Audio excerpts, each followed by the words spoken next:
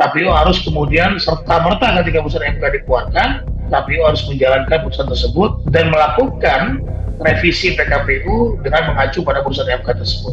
Nah, konsultasi memang bisa dilakukan, ya, tetapi sekali lagi kita harus melihat waktu yang sudah mepet sekali. Nah, saya dengar KPU sudah mengirimkan surat kepada DPR, dalam hal ini Komisi 2, untuk melakukan konsultasi di hari Senin. Sebab ini penguasa dan kroni-kroninya di DPR sana, di Senayan sana, telah berbuat yang tidak semestinya, menzolimi masyarakat, menzolimi rakyat.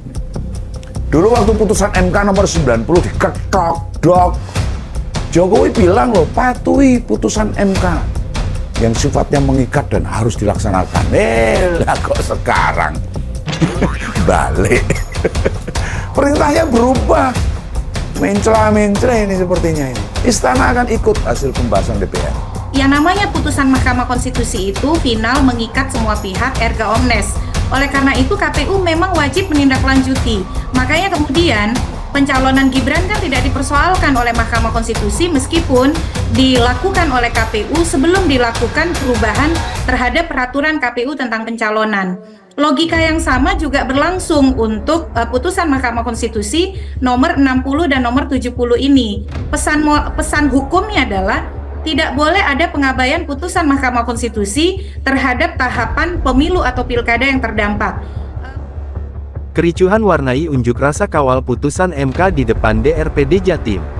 Kericuhan sempat mewarnai unjuk rasa kawal putusan Mahkamah Konstitusi MK yang dilakukan ratusan mahasiswa di depan kantor DPRD Jawa Timur di Jalan Indrapura, Surabaya, Jumat.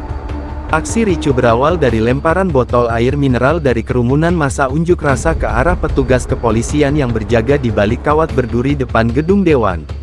Kejadian ini berlangsung sekitar pukul 14 waktu Indonesia Barat dan membuat beberapa peserta terlibat adu dorong. Untungnya orator dari atas mobil bisa melerai sehingga kericuhan untuk sementara dapat diredam. Jangan terprovokasi, teriaknya.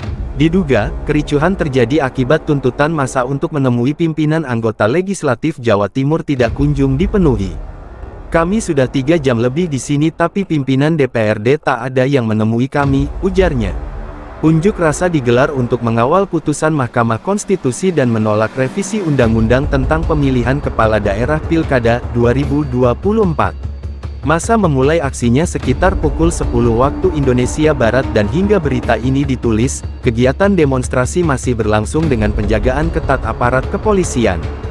Hingga saat ini unjuk rasa masih berlangsung di depan gedung DPRD Jatim di Jalan Indrapura, Surabaya. Wakil Ketua DPR RI Sufmi Dasko Ahmad memastikan pengesahan rancangan Undang-Undang RUU Pilkada batal dilaksanakan dan putusan Mahkamah Konstitusi MK soal Pilkada akan berlaku.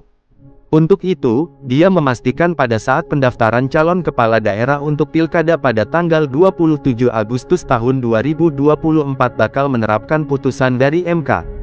Yang akan berlaku adalah keputusan Junior Judicial Review MK yang mengabulkan gugatan Partai Buruh dan Partai Gelora, kata Dasko dalam akun resmi media sosial X yang diunggah pada Kamis petang.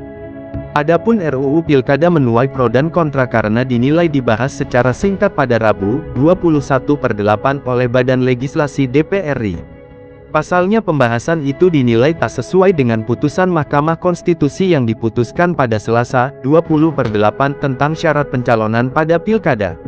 Kemudian rapat paripurna ketiga DPR RI masa persidangan tahun sidang tahun 2023 sampai tahun 2024 dengan agenda pengesahan RUU Pilkada yang rencananya digelar pada Kamis pagi ini, batal digelar dan dijadwal ulang karena jumlah peserta rapat tidak memenuhi quorum. Walaupun demikian, massa dari berbagai pihak menggelar aksi unjuk rasa di area kompleks parlemen itu sejak siang hingga petang. Situasi unjuk rasa pun sempat memanas karena gerbang depan maupun belakang kompleks parlemen pun telah jebol. Polisi pun sebelumnya telah menyiapkan sebanyak 2.975 personel untuk mengantisipasi pengamanan unjuk rasa di dua kawasan itu yakni Gedung MK dan MPR DPR RI.